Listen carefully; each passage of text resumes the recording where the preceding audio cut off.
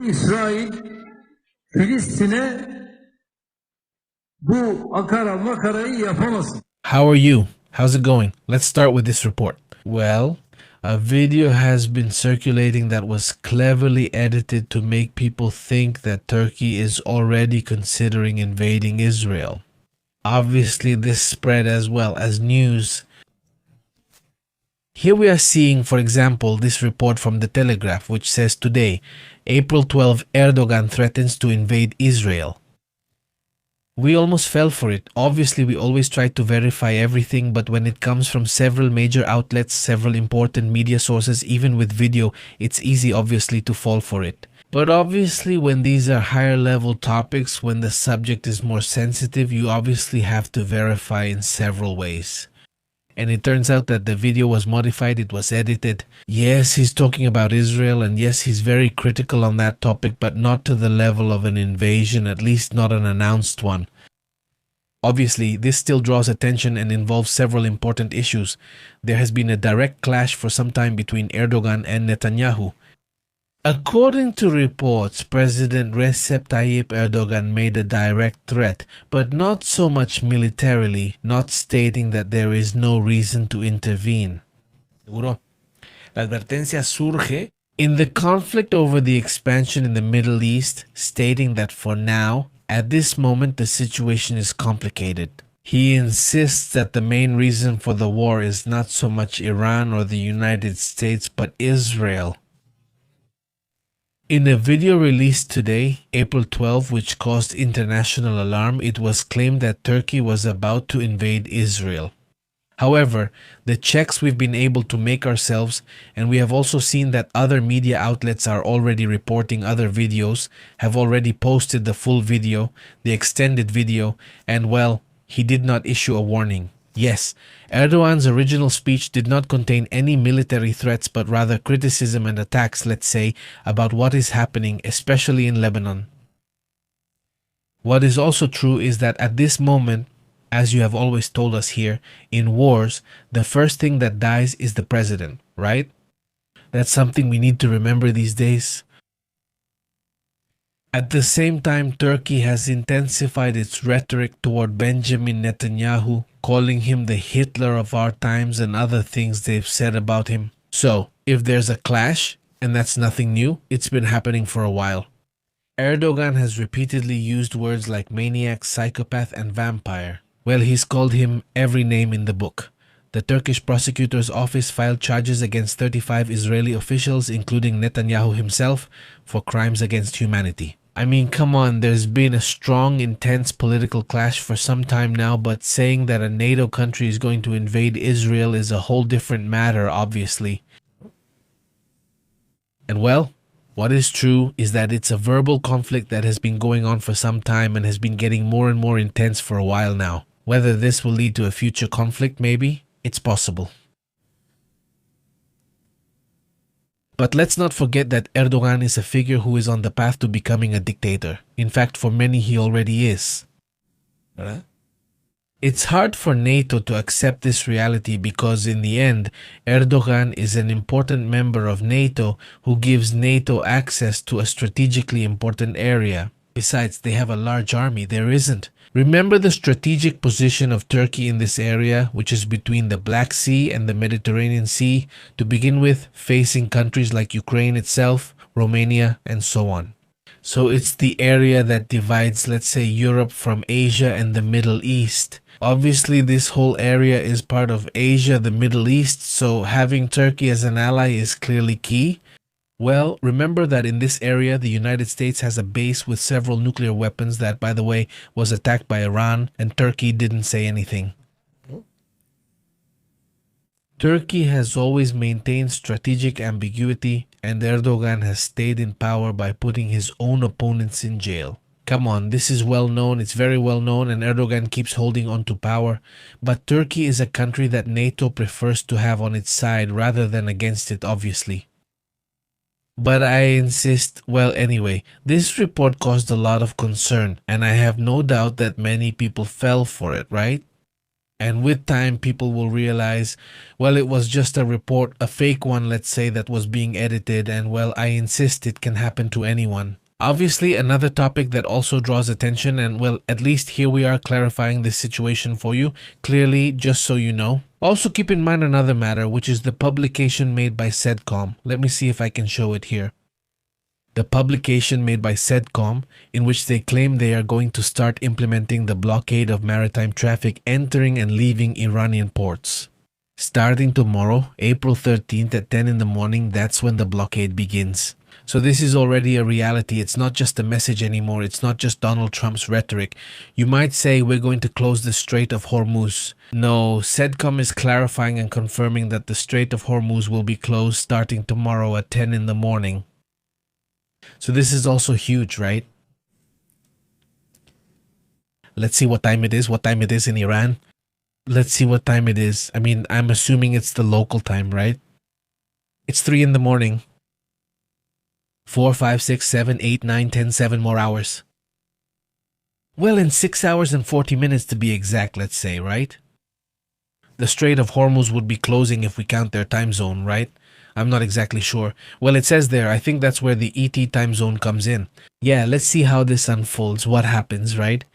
But the point is that the Strait of Hormuz is going to be closed, according to what CEDCOM says on its official account. This, well, is going to set off alarm bells because you think, well, right now, and we'll talk about that later tonight, just to get a little ahead of what we're going to be discussing. Right now, it's being said that Donald Trump already has on his table what the next military targets in Iran will be. So, the attacks are going to continue. The military operations will go on. The ceasefire is just a few hours away from ending, according to this information. Meanwhile, oil prices are going up. We saw earlier it was at $102. Now it's risen to $100. Brent is at $103 and WTI, the Texas oil, is at $105 WTI Texas. The oil is also at $105. Well, oil keeps going up here. There's no doubt. Well, obviously not. If oil didn't go down because of the agreement, because of the potential agreement, that's very clear. Later, we'll also talk about what's happening in Israel, because there are several important issues in this conflict that are escalating. But I wanted to quickly comment on and clarify this for you. I don't want to go on for too long since later we'll have a slightly longer broadcast, but just a couple of things. What I just mentioned, right? This situation, well, obviously it was very important that, at least on our part, we don't keep spreading something that isn't true, right? I'm sure many will fall for it. Why wouldn't they? I get it. Suddenly you hear about it, see the Telegraph, I don't know what. Many major media outlets are reporting on the topic and it's already being taken down. Some media outlets that realized it's fake have begun removing the report. It slipped by them, but I insist, it can happen to anyone. This one almost slipped by us too. I mean, obviously it's tough because in the end, this happens all the time. There's the information war and then there's the disinformation war. In fact, let's show you why it's here in the Telegraph. Allow me. Here it is still. Let me refresh it to see if the article is still up or if they've taken it down. No, it's still up. At least it's still up. They'll probably take it down later. But, well, it's also part of what's happening in the world. It's logical for that kind of back and forth to happen. And you never know. Well, what could happen is that this Turkish issue might escalate. I mean, before we move on to other important topics.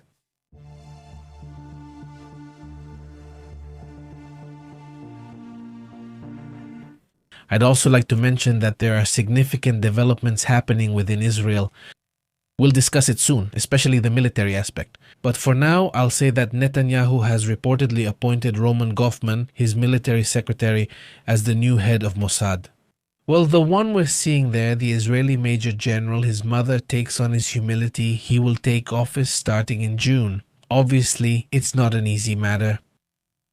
So, a few months will go by before he takes office as the new head of Mossad.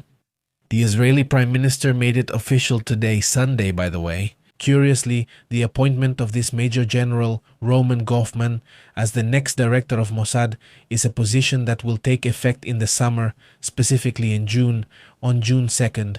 That's also important to mention.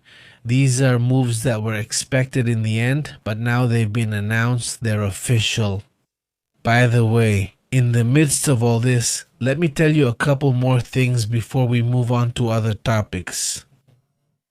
This thing I'm telling you about oil prices is already starting to appear in the media because everyone was expecting this, but now the reactions are starting to come in. We're starting to see the reactions like, well, the failed agreement is pushing prices above $100. That's what they're saying about oil prices. They shoot up again above $100 while the United States Navy says it will block Iran's port after the failure of the peace talks. This would involve a lot of risk. Now, this really means entering a level of risk that hasn't been seen in this conflict, because we have to remember that until now the naval forces had stayed away from this area. They stayed in this zone or even further back, and on the Mediterranean side as well. The Navy hadn't wanted to get involved with airplanes, and with airplanes they had been operating inside Iran, but let's say up to that point, no. Up to that point, it hadn't spread too much. That's interesting as well.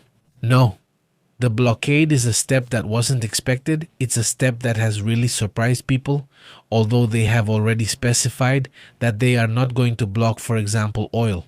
People from Qatar claim and suspect the Iranians paid them, and they are going to block or stop them. But how will they know whether they were paid? That's really hard to determine, isn't it? But let's say that's also part of what's happening, right? Well, that's interesting. By the way, well, he'll be taking power soon. There's this person who's not very well known right now. Peter Magyar, right? The one who's here. Over there in Hungary, a little bit about his life. He is conservative, liberal, let's say. He's a bit kind of in the center. He's not liberal, but he's also conservative. According to reports, he is against the European Union's policies regarding immigration. He is not very favorable towards immigration. He says that, let's say, he is open to a certain degree, to tourism and other things, but not like open doors for everyone to come in. Well, not that either, right? Even though that was being said, well, how centrist, how left-wing, how right-wing is he? Well, there you have it, right? He is pro-free market in that sense, in favor of paying taxes to reduce the power of the state, he says. He is anti-Putin, but when it comes to Ukraine, he thinks very similarly in that, well, even though he is anti-Putin, it's not like he's going to give Ukraine a blank check on everything. I mean, it's not like that either. Let's say he has his limits. He has a modern side too, right? Well, in that sense, those are some things that are known about him, right? He plans to increase military spending to 5% like Poland has done, right? And well, let's say these are some of the things that are currently being published about this person, and we'll be keeping an eye on how things develop, how this whole situation unfolds. By the way, there's also this eye-catching image. Let's see if we can pull it up here. This is it. This is in the subway, Hungary. Let's listen to this moment.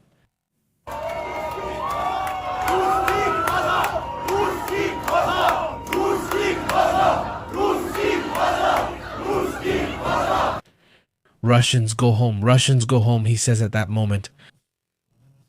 That's also a comment they're making, not so much that they're against the Russian population, but yes, it's against the interventionism that Russia had inside because of... Remember that they had a lot of influence at the time and at other times, and that during the revolution in Hungary, people were shouting, Russians, go home. So they took that phrase from the revolution they had. Them? And well, now they're using it in the Budapest metro, and obviously they're not all there just for fun, with young people laughing and recording themselves. Basically, this huge twist in that country's elections, about a really serious topic too, by the way, right? Over there in Japan, this volcano, which we'll be reporting on in more detail later, is erupting, according to reports. I don't have the information yet about the size of the plume, whether it's just some explosions or whatever. But you can already see a bit of incandescent material coming out. That's what you can see, at least in this image. We'll see if there are more details later on. You can also see a bit of the typical lightning that forms when there's volcanic activity, although at this point you can't really see them. But anyway, that's also something we'll talk about in a bit. We'll be talking at length later here with Strait, a bit later tonight, just a bit later. It's still too early for the broadcast, but we're already here getting everything ready, and we'll be talking in detail, but... Well, just before we go, one more fact, let's go with that.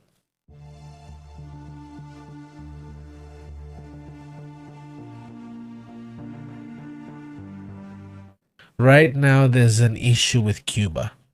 Cuba is reactivating floating power plants operated by a Turkish company, which is drawing attention. A floating power generating ship operated by the Turkish company Car Power Ship has returned to Cuba to support the island's electrical system supply in the midst of this prolonged energy crisis. And well, this ship starting tomorrow, I think it's starting tomorrow, Monday. Is it reconnected or will it be reconnected to the power grid? According to what they're reporting, I don't know if this was last Monday, but what they're reporting these days is that the electricity situation has been improving a bit. That's what they've told us. That's what I've seen here in the reports. But honestly, I'd like to hear what Roble says and what the community living in Cuba who watches us has to say. Hopefully, there's a bit more stability in that sense. The problem is huge. They say that on March 31, when the Anatoly Klin ship arrived, which is this Russian ship that was carrying 100,000 barrels, or I don't know how many, from Russia to Cuba. But well, now this electric ship is being shown a kind of Turkish ship that generates electricity from the ship itself. It's a very strange thing, very interesting, but well, they're looking for alternative solutions to all these situations. I mean, they'll come. 700,000 barrels arrived, supposedly on the tanker. It's an impressive amount, but obviously the need is very great, not for the Cubans. And hopefully soon there will be a change in that regard. No, there really needs to be changes on that island that refuses to change. At least the regime refuses to change. Let's move on to other important matters and get to the comments quickly.